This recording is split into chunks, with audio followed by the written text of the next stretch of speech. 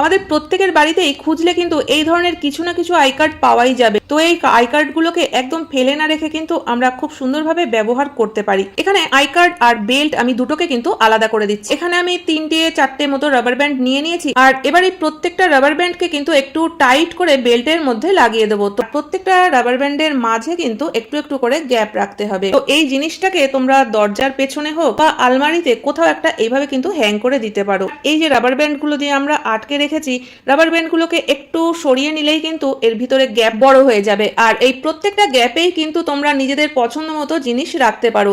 কোনো গ্যাপের মধ্যে হয়তো রুমাল বা মোজা বা বাচ্চাদের যে ছোট ছোট জামা, এরকম ছোটখাটো জিনিস কিন্তু প্রত্যেকটা গ্যাপে রাখা যেতে পারে। আর এগুলো যাতে সরে না যায়, জায়গা মতো ঠিকঠাক থাকে, তো সেই কারণে কিন্তু আবার রাবার ব্যান্ড দিয়ে এইভাবে টাইট করে দিতে পারো। অনেক সময় কিন্তু আমরা প্রয়োজন মতো হাতের কাছে এই ছোটখাটো জিনিসগুলো পাই না, তো সেক্ষেত্রে কিন্তু এই টিপসটা ফলো করা যেতেই পারে।